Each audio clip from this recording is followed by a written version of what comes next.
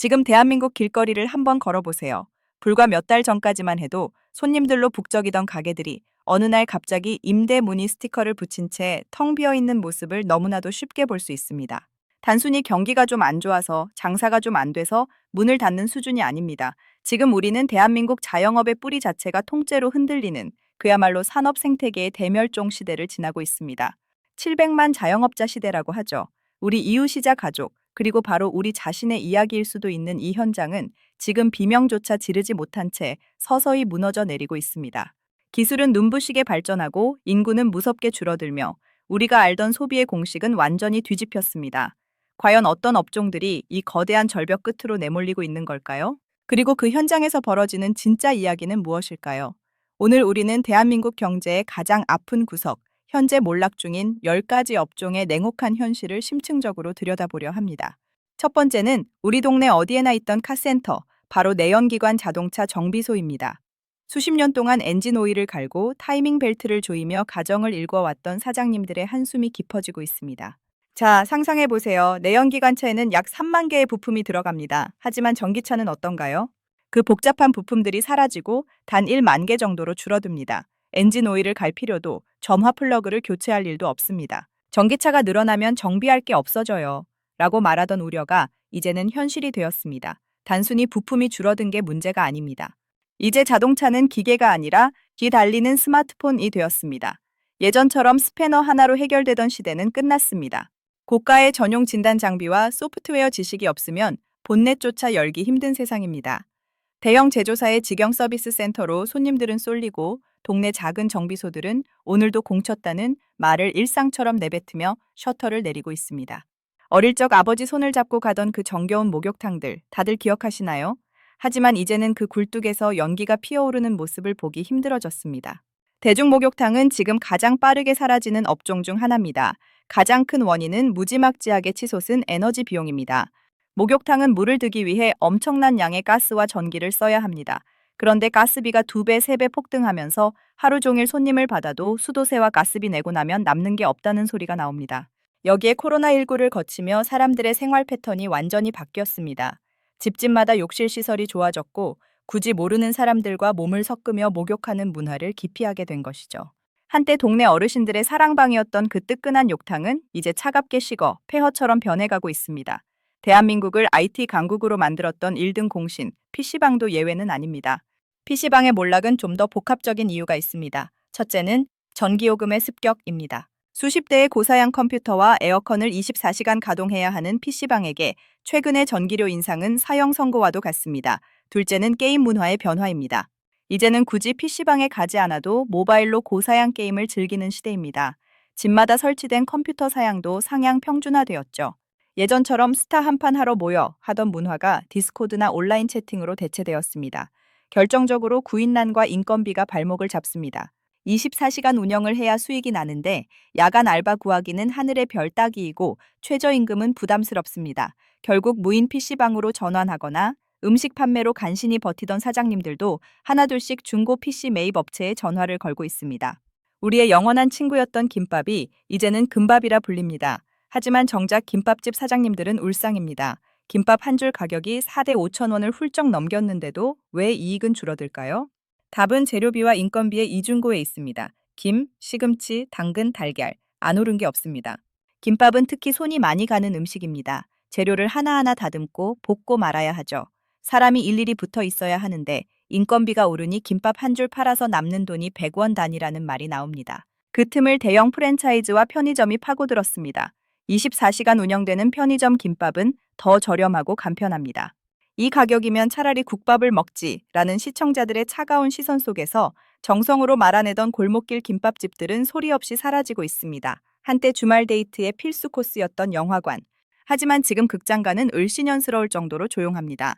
OTT 서비스, 즉 넷플릭스와 유튜브의 성장은 영화관의 존재 이유를 뒤흔들었습니다. 집에서 편하게 저렴한 월 구독료로 수만 편의 영화를 볼 수 있는데 굳이 비싼 티켓값을 내고 영화관에 갈 이유가 사라진 것이죠. 영화 한 편에 1만 5천 원, 팝콘까지 하면 3만 원이 훌쩍 넘는 비용은 소비자들에게 큰 부담이 되었습니다.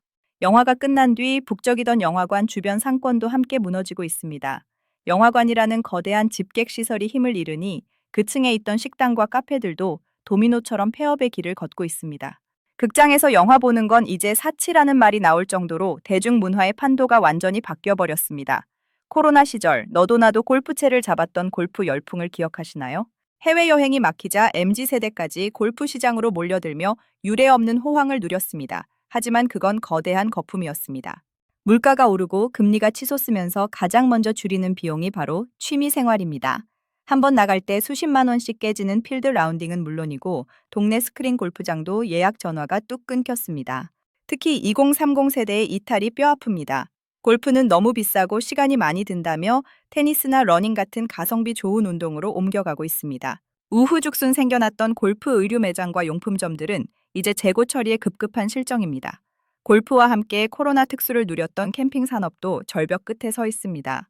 주말마다 캠핑장은 예약 전쟁이었고 수백만 원짜리 텐트가 없어서 못 팔 정도였죠. 하지만 지금 중고 거래 사이트를 보세요. 한 번 사용함, 풀세트 급처분이라는 글들이 도배되고 있습니다. 이제 사람들은 다시 공항으로 향합니다. 같은 돈이면 해외여행을 가는 게 낫다는 인식이 퍼진 것이죠. 캠핑의 불편함을 감수하기보다 편안한 호텔이나 리조트를 찾습니다. 캠핑용품 제조업체와 판매점들은 쌓여가는 재고를 감당하지 못해 도산 위기에 처했습니다. 화려했던 불멍의 시대는 가고 이제는 차가운 현실에 현타가 찾아온 셈입니다. 지금 동대문이나 남대문 시장, 그리고 전국의 작은 소매점 사장님들은 공포에 떨고 있습니다. 바로 알리익스프레스, 테무, 쉬인 같은 중국 이커머스 플랫폼 때문입니다. 우리가 동네 가게에서 1만 원에 사던 물건이 중국 앱에서는 2,000원, 3,000원의 무료 배송으로 옵니다. 유통구조상 도저히 이길 수 없는 싸움입니다. 단순히 소매점만 망하는 게 아닙니다. 그 물건을 떼어다 주던 도매상, 그리고 국내에서 소규모로 부품을 만들던 작은 공장들까지 줄줄이 문을 닫고 있습니다. 국내산은 이제 경쟁력이 없어요. 라는 말이 현장에서 들려옵니다. 거대 자본과 물류 시스템을 앞세운 중국 플랫폼의 공습은 대한민국 밑바닥 경제의 근간을 뒤흔들고 있습니다. 집값이 고점에 머물고 거래량이 절벽 수준으로 떨어지자 연관된 산업들이 직격탄을 맞았습니다. 바로 인테리어와 가구 업종입니다. 사람들이 이사를 가야 도배도 하고 장판도 깔고 가구도 새로 삽니다. 그런데 이사가 멈췄습니다. 금리가 높으니 대출받아 집을 사거나 리모델링할 엄두를 못 내는 것이죠. 골목마다 있던 지하실 인테리어 가게부터 대형 가구 단지까지 방문객의 발길이 끊겼습니다. 이는 단순히 장사가 안 되는 문제를 넘어 관련 숙련공들이 일자리를 잃고 기술 전수가 끊기는 심각한 상황으로 치닫고 있습니다. 마지막 10번째는 대한민국 경제의 혈관이라 불리는 화물 운송 자영업입니다. 소비가 줄어드니 물동량이 줄어드는 것은 당연한 수순입니다. 하지만 사장님들을 더 힘들게 하는 건 유가 상승과 차량 유지비입니다. 기름값은 천정부지로 솟는데 운송 단가는 오히려 떨어지거나 제자리 걸음입니다. 여기에 할부로 산 화물차의 높은 이자까지 감당하고 나면 한 달 내내 고속도로 위에서 밤잠을 설쳐도 손에 쥐는 건 쥐꼬리만 한 수익뿐입니다. 물류가 막힌다는 건 경제의 활력이 사라졌다는 가장 확실한 신호입니다. 고속도로 휴게소에서 쪽잠을 자며 버티던 화물차 기사님들이 이제는 차라리 차를 팔고 막노동이라도 하겠다며 운전대를 놓고 있습니다. 여러분, 지금까지 살펴본 10가지 업종의 현실은 정말 참혹합니다. 하지만 이 절망적인 상황 속에서도 누군가는 길을 찾고 있습니다. 내연기관 정비 대신 전기차 전문 정비 교육을 받아 시장을 선점하는 분들, 전통적인 목욕탕 공간을 리모델링해 카페와 문화 공간이 결합된 새로운 명소로 재탄생시키는 청년들, 그리고 단순 유통이 아닌 자신만의 독창적인 브랜드를 만들어 팬덤을 구축하는 소상공인들까지 시대의 흐름을 거스르려 하기보다 그 파도를 타고 넘으려는 노력이 생존의 열쇠가 되고 있습니다. 정부의 정책적 지원도 중요하지만 가장 본질적인 것은 변화하는 세상에 맞춰 우리의 비즈니스 모델을 끊임없이 업데이트해야 한다는 것입니다. 지금 이 순간에도 현장에서 땀 흘리며 버티고 계신 모든 자영업자 여러분, 여러분의 노력이 헛되지 않기를 진심으로 응원합니다. 대한민국 경제의 뿌리인 여러분이 다시 일어서야 우리 모두의 미래가 있습니다. 오늘 준비한 이야기는 여기까지입니다. 여러분이 보신 우리 동네에 사라져가는 업종은 무엇인가요? 댓글로 여러분의 현장 이야기를 공유해주세요.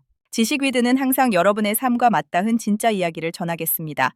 내용이 유익하셨다면 구독과 좋아요 부탁드립니다. 시청해주셔서 감사합니다.